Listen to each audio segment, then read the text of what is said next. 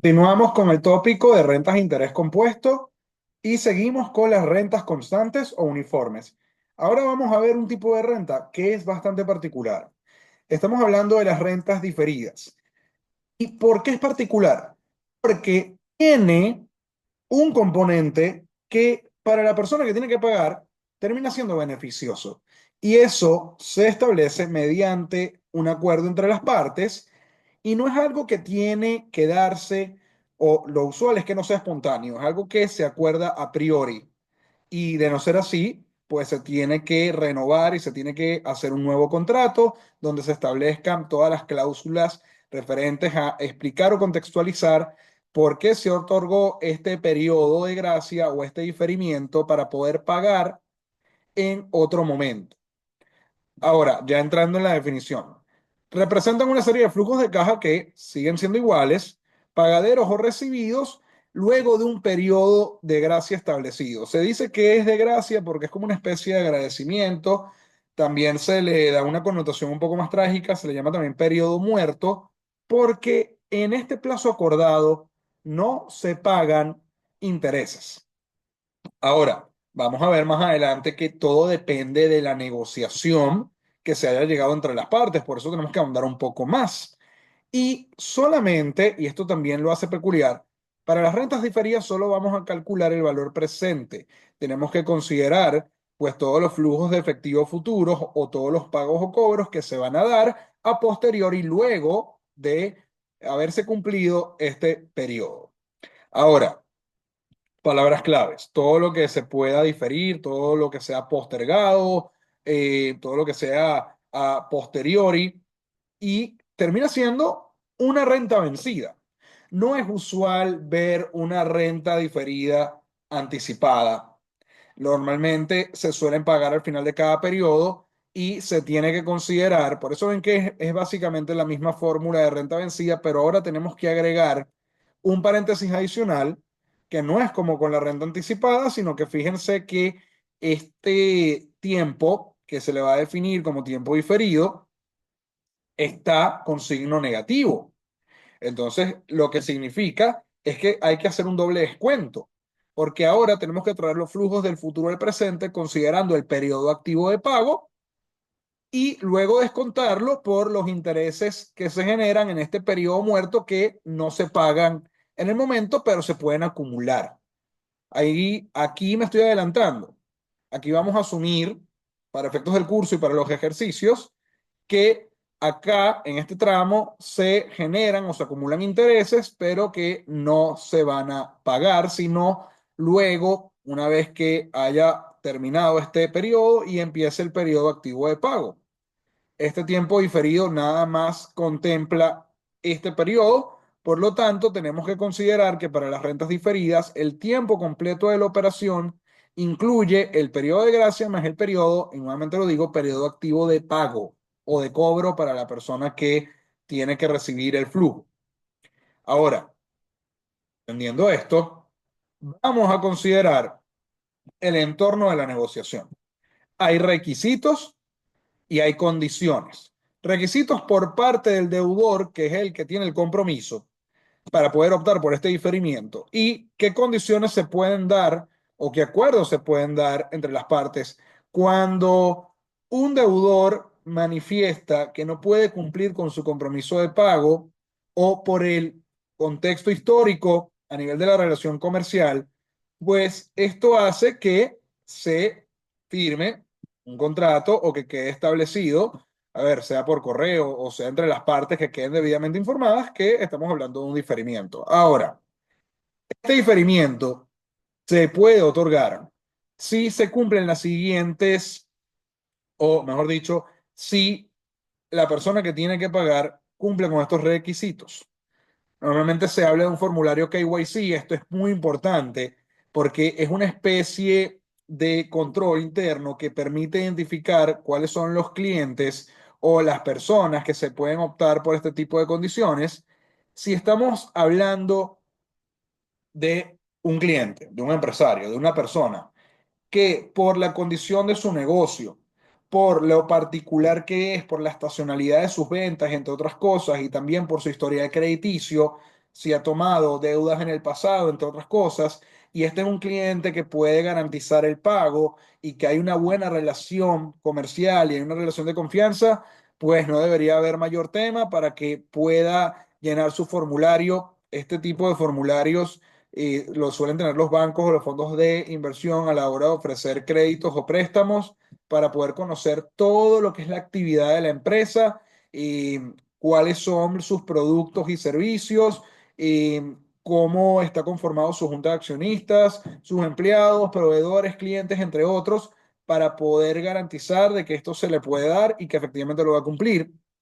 Los antecedentes declarados en el contrato, importante, hablaba del tema de las ventas y la estacionalidad, porque, por ejemplo, si estamos en el sector agropecuario, hay puntos a nivel de ganadería o a nivel de cosecha, en donde a lo largo del año hay temporadas en donde esto se puede comercializar y se puede vender, entonces en esos periodos es más viable que el empresario o la empresa pague.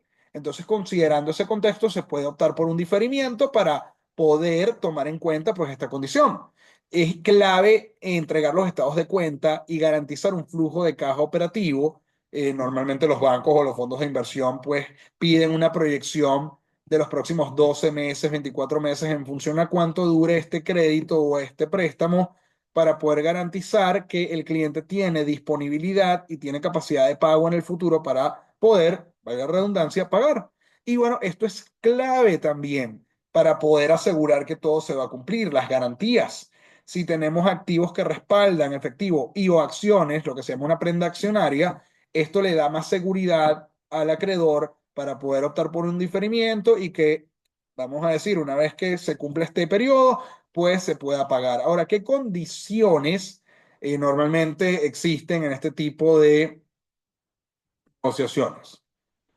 La primera que, a ver, es la más beneficiosa. Básicamente no hay acumulación de intereses, en el periodo muerto no pagas nada adicional, sino que se retoma el pago de capital e intereses original a posteriori y seguimos. Básicamente se está aplazando la deuda y se mantiene igual. Ahora, esto no es común, esto es algo que se tiene que dar entre las partes con una relación muy de confianza, la persona que tiene que pagar tiene que tener unos requisitos bien o un expediente bien completo que garantice que, bueno, está bien, yo te entiendo, entiendo tu situación particular, vamos a postergar el pago y no hay nada de por medio que se va a acumular en este tiempo. La realidad es que esto no es común, lo común es esto, que es la condición que vamos a llevar para efectos de la materia, que es que se acumulan intereses durante el periodo muerto y se recalculan nuevas cuotas por pagar a posteriori. Esto es algo que es normal, porque entonces significa que la deuda ahora va a ser mayor y que a pesar de que no hay pago, los intereses nuevos se van a agregar a ese capital y vamos a tener una deuda nueva por pagar. Y tenemos la tercera, que se pagan solo intereses durante el periodo de gracia, y esto pasa, o sea, es como un periodo muerto relativo, un punto medio en donde, a ver, no te voy a pedir que amortices capital ni que pagues toda la deuda, sino que solamente va pagando los intereses y luego el resto se paga a posteriori. Y bueno, si hay una acumulación acá de intereses pendientes, pues se paga, porque no necesariamente se pagan todos los intereses en el periodo muerto. Entonces, de nuevo, para efectos del curso, lo que vamos a considerar es que se acumulan intereses en el periodo muerto y las cuotas por pagar en el periodo activo, pues incluyen intereses que están presentes en el periodo muerto y en el periodo activo. Esto para que tengan contexto, porque es importante entender que esto no aplica para todo el mundo, sino que se tienen que dar las condiciones necesarias para que esto sea así. Vamos con ejercicio 8. Aquí vamos a hacer otro ejercicio irónico. Vamos a considerar a Bad Bunny, que también, bueno, tiene su gira. En este contexto, en este momento que estoy grabando este video, está con su gira de Debí tirar más fotos. Y lo digo en tono muy irónico porque Bad Bunny, vamos a decir, yo creo que es el artista de reggaetón más popular a nivel mundial y debe tener todo el dinero del mundo, pero se va a endeudar para poder financiar las fechas extra de su gira, porque, a ver, imagínate que ya tengas con tu equipo toda una planificación y, a ver, la demanda es tan alta que tienes que abrir nuevas fechas, tienes que tener estadías en diferentes países y toda esta logística, ¿no? Esto implica pagos a personal, logística del escenario, entre otros gastos. Entonces le va a pedir a su asesor financiero, que ojalá fuera yo, que gestione estos recaudos para solicitar un préstamo cuyo contrato establece que se paguen cuotas fijas trimestrales. Ahora, la frecuencia de la renta es trimestral. Vamos a adaptar todo el ejercicio a trimestres. Además, te dice explícitamente aquí que son cuotas vencidas. No sé si ya lo mencioné, pero si tengo que ser reiterativo, pues mejor queda grabado. Las rentas diferidas suelen ser vencidas. Es muy raro ver una renta diferida que luego pagues de manera anticipada, a menos de que hablemos de un contrato de alquiler que tú acuerdas con la persona de pagar más adelante y luego retomar. Pero normalmente suelen ser vencidas y lo que se agrega, pues, es el factor de descuento del tiempo diferido. Pero para volver al ejercicio del enunciado, tenemos cuotas fijas trimestrales por 2 años. Nuevamente, 2 años, lo pongo aquí como una especie de trampa. No debes utilizar el periodo anual, sino que debe ser trimestral, adaptar todo a trimestres, efectuándose el primer pago 2 trimestres después. Aquí ya tenemos el periodo diferido de la fecha de adquisición. Ahora, si la tasa de interés aplicada es del 6% anual con capitalización trimestral, aquí podemos ver que hay match. Tenemos cuotas fijas trimestrales con una tasa de interés fija que tiene capitalización trimestral. Hay match, por lo tanto no hay que sacar tasa de interés efectiva. Y además se deberán cancelar cuotas adicionales al final de los 3 últimos trimestres por $50,000, $65,000 y $75,500 respectivamente. Estas cuotas adicionales a las cuotas fijas, que forman parte de todo el préstamo, se pueden calcular por varias razones. Puede ser un tema de gestión de riesgo, puede ser un tema de, bueno, vamos a considerar un plazo fijo primero y luego vamos a considerar un plazo en donde pagues cuotas variables para poder completar con ese préstamo. Y bueno, lo normal es que ya terminando el periodo de la operación, pues puede contar con dinero, y más si estamos hablando de Bad Bunny, para poder pagar estas cuotas extra. Al final esto de nuevo es una medida de gestión de riesgo por parte del banco, lo cual termina siendo más irónico todavía porque el banco no tendría razones para dudar de que Bad Bunny, dado su estatus, pueda pagar 3,5 millones de préstamo. Entonces, respectivamente, ¿cuál es esa cuota trimestral por pagar? Si el saldo del préstamo a amortizar es de 3,5 millones, si estamos hablando de una deuda, estamos hablando de valor presente. Aquí tenemos la icónica portada del álbum de Debí tirar más fotos y el sapo, creo que se llama Concho, si no me equivoco. Bueno, ya tomando en cuenta esto, vamos a armar la línea del tiempo. Primero, nuevamente, todo trimestral. Estamos hablando de 2 trimestres, que son el periodo o el tiempo diferido, el periodo de gracia. Tenemos el valor presente del préstamo de 3,5 millones y se van a ir pagando posterior al tiempo de gracia las cuotas. No solamente se van a pagar las cuotas constantes, sino que también se van a agregar las cuotas adicionales al final del trimestre o de los trimestres 8, 9 y 10. Recuerden que para las rentas diferidas hay que considerar el periodo muerto y el periodo activo de pago. Entonces son 2 trimestres más 8 trimestres adicionales de pago, que son los 2 años, dando un total de 10 trimestres en la operación financiera.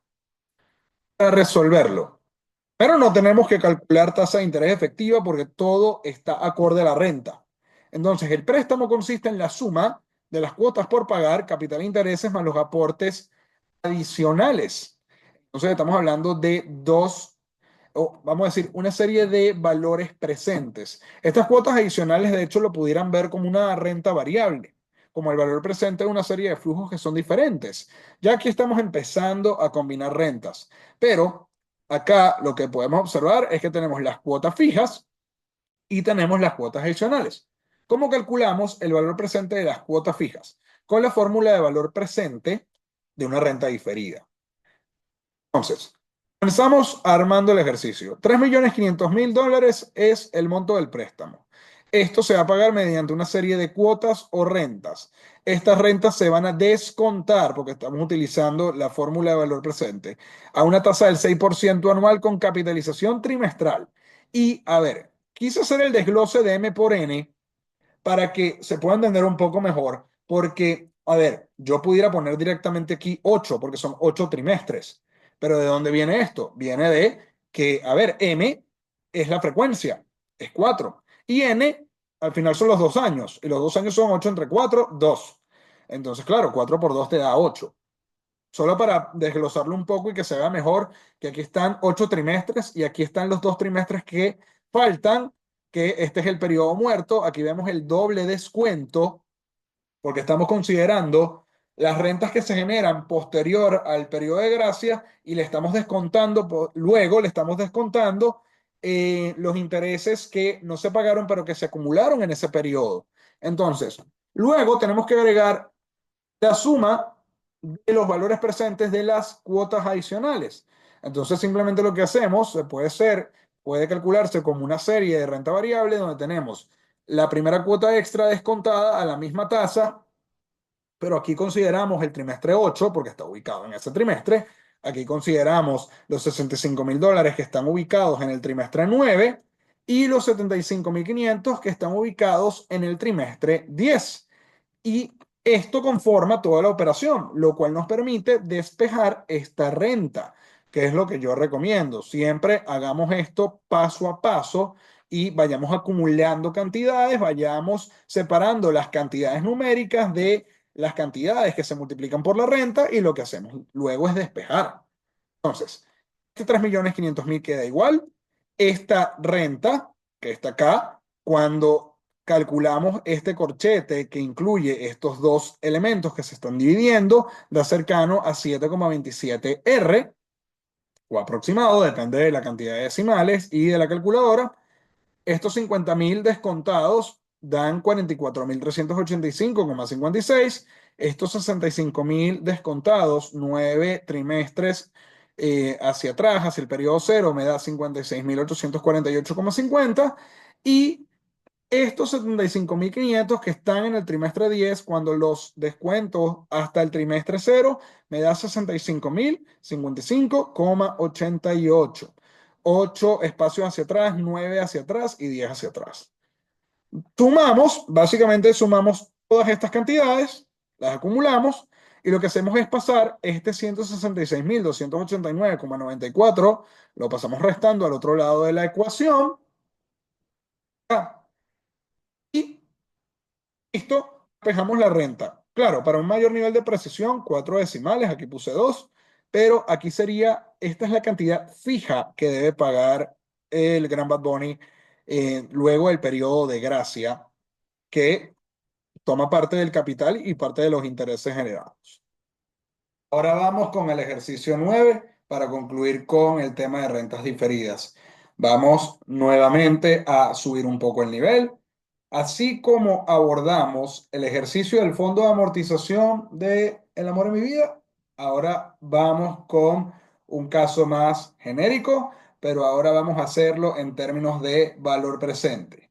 Tenemos a Century 21, una empresa inmobiliaria que en este contexto quiere vender uno de sus locales comerciales bajo las siguientes condiciones. Hay dos modalidades de pago. La primera es precio de contado. A ver, no es lo usual, sobre todo si hablamos de un apartamento, si hablamos de una casa, si hablamos de un local comercial. Estos activos fijos suelen ser costosos y lo normal es que si vamos a hacer esta compra, se haga financiado. Entonces va a haber un plazo de pago y hay que considerar todo lo que está inmerso en la operación. Entonces, vamos a asumir que se va a financiar el total de la propiedad y el plazo de pago van a ser 15 años. Ahora, nuevamente yo juego con los tiempos. Recuerden que quien marca la pauta es la renta. Si la renta por pagar en este caso es semestral, tenemos que adaptar el tiempo diferido a semestres, tenemos que adaptar las tasas que acá están mensuales a semestres y prácticamente todo lo tenemos que llevar a términos semestrales. Ahora bien, entendiendo eso, tenemos una primera tasa que tiene referencia anual, pero se capitaliza mensualmente hasta la cuota activa número 14. Ojo con este término, porque la cuota activa significa, a ver, ya pasó el periodo de gracia Y esta sería la cuota, si empezamos a contar desde la primera que se paga, la número 14. Y aquí es donde hacemos el corte o la división de las tasas de interés en el diagrama de tiempo. Entonces, considerando esto, tenemos una segunda tasa por el resto del tiempo, que también es anual con capitalización mensual. Y claro, vamos a adaptarlas porque hay que sacar la tasa de interés efectiva para ambas y llevarlas a términos semestrales. A diferencia del ejercicio del fondo de amortización, aquí tenemos una cuota inicial y una cuota final. Lo normal es que, a ver, nuevamente, se pague de contado una primera parte, que sería el 25% de este precio total, y una cuota al final del periodo equivalente al 10% sobre el precio de contado para poder aliviar las cargas, tener unas cuotas fijas, porque al final esto es una venta a plazo, y luego para asegurar el pago. Por eso se tiene este primer pago de la cuota inicial y la cuota final. Ahora, estamos hablando de un financiamiento de un activo. Entonces tenemos que recurrir a la fórmula de valor presente. Todo lo que se aplicaba con la fórmula de valor futuro aquí es al revés. Entonces van a ver que, por ejemplo, la cuota inicial, como ya está en el presente, no se le descuenta nada a nivel de tasas de interés, pero a la cuota que está al final del periodo se descuentan todas las tasas y lo mismo va a pasar con los sets de rentas. Entonces la pregunta es, ¿cuál es el monto correspondiente a la cuota semestral a cancelar? Viendo la línea del tiempo, podemos observar que ahora tenemos que hacer este movimiento. Tenemos que ir desde el futuro al presente, considerando que hay dos tasas de interés y que adicionalmente tenemos un tiempo diferido.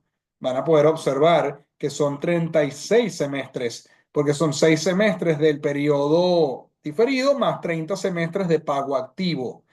Tenemos entonces el valor actual de los $750.000, tenemos el tiempo diferido adaptado a semestres, tenemos las dos tasas que están mensuales, que tenemos que adaptar a semestrales, tenemos el tiempo que ya está adaptado. Entonces, claro, ahora aquí tenemos que considerar semestres. Y claro, nos vamos a basar en la idea de la cuota activa número 14. ¿Por qué digo esto? Porque al final la cuota activa número 14 a nivel de la línea de tiempo termina siendo el periodo 21. Entonces, claro, de este tramo a este tramo hay 14 semestres y de este tramo a este tramo hay 16 para poder cumplir con los 30 más 6. Tenemos la cuota de contado de 187.500, que es el 25% del BP, y la cuota final de 75.000, que es el 10% de BP. Queremos la renta semestral. Vamos a seguir el mismo proceso. Como primer paso, entonces, ¿qué hacemos? Calculamos las tasas de interés efectivas para adaptar las tasas a la renta semestral. Entonces acá tenemos dos TIE. Tenemos la primera tasa del 9% con capitalización mensual adaptada a su equivalente semestral. Y luego tenemos la tasa de interés efectiva 2, que es el 12% anual con capitalización mensual adaptado a semestre. Recuerden que la tasa de interés efectiva termina siendo aquella tasa que vamos a utilizar ahora a lo largo del ejercicio porque ya está adaptada a la frecuencia de la renta. Segundo paso, con base en la línea de tiempo y los datos suministrados, vamos a plantear la ecuación de valor, igual que en el ejercicio número 7. Ahora, vamos a hacer el proceso inverso. Vamos a considerar, primero, tenemos este monto, los 750.000 que se van a financiar. Tenemos la cuota inicial. La cuota inicial ya está en el presente, ya está en el semestre cero, por lo tanto, no hay que descontarle o actualizarle intereses. Luego tenemos el primer set de rentas. El primer set de rentas, recuerden que pasa por solamente la primera tasa. Estamos considerando los intereses generados por 14 semestres, del semestre 7 al 20, que sería el primer periodo, o vamos a ponerlo así, es el primer set de rentas que nace cuando inicia el periodo activo de pago. Y recuerden que esto es un doble descuento porque ahora estas rentas están ubicadas en el semestre 6 y hay que llevarlas al periodo cero. Por eso hay que descontarle nuevamente la primera tasa, pero por 6 semestres que toma en cuenta el tiempo diferido. Ahora podemos hablar del segundo set. El segundo set de rentas, como está ubicado posteriormente, tenemos que considerar los 16 semestres que faltan. Y durante estos 16 semestres está de vigencia la segunda tasa de interés. Se le descuenta desde el semestre 21 al 36. Ojo, este es del semestre 7 al 20, incluyendo el 7, y este es del semestre 21 al 36, incluyendo el 21. Entonces tenemos que considerar el descuento de la tasa número 2 por los 16 semestres y luego tenemos que hacer el doble descuento considerando la primera tasa por los 20 periodos y esto se acumula. Esta actualización de intereses incluye los 14 periodos del primer set de rentas y los 6 periodos o los 6 semestres del periodo diferido, porque tenemos que llevar todo, recuerden, al periodo cero. ¿Qué hemos hecho? Lo que hemos hecho en términos gráficos es, esto ya está en el presente, este primer set de rentas que está ubicado acá lo hemos trasladado al periodo cero, hicimos este primer brinco y luego hicimos este segundo y luego vamos a tomar ahora el segundo set de rentas que llega hasta acá, pasa por tasa 2, pasa por tasa uno y pasa por el periodo diferido y llegamos hasta acá. ¿Qué nos falta? Nos falta la última cuota, la cuota final que pasa o se traslada desde el semestre 36 hasta el semestre cero. Y esta cuota, esta cantidad única, pasa por tasa 2, por tasa uno y por el periodo diferido y llega hasta acá. ¿Cómo se va a ver en términos de fórmula? Se va a ver como la cantidad única acá, que se está descontando dos veces. 20 semestres con la primera tasa y 16 semestres con la segunda. Ya tenemos todo en términos equivalentes. Recuerden eso, matemáticas financieras es traslados en el tiempo, equivalencias de dinero en momentos diferentes y estimaciones. Una vez eso esté hecho, esa sería la fórmula, que esta es la parte compleja del ejercicio. Vamos a cuantificar. Ya lo que nos queda es ordenar la información. Tenemos los 187.500 que quedan igual. Tomamos este corchete, lo multiplicamos por este paréntesis y lo multiplicamos por R y nos da la cantidad de R. Lo mismo hacemos con esto, que tomamos, resolvemos todo este corchete paso a paso, lo multiplicamos por este paréntesis y lo multiplicamos por R para tener la segunda cantidad y esto lo podemos calcular numéricamente, nos va a dar un valor. Entonces se resume básicamente en esto a los cuatro decimales para que dé, a ver, una cantidad relativamente precisa. Y lo que hacemos es agrupar términos, como siempre termina siendo esto en matemáticas financieras. Tomamos esta cantidad numérica y la pasamos restando, esta también la pasamos restando, y agrupamos las R's. Una vez que tengamos esto, despejamos este factor o mejor dicho, despejamos la renta, tomando este factor que está multiplicando, lo pasamos dividiendo y listo, ya tenemos nuestra renta semestral que vamos a pagar posterior al periodo de gracia, considerando todas las operaciones del ejercicio. Ya con esto podemos continuar con otro set o tipo de rentas en el siguiente video.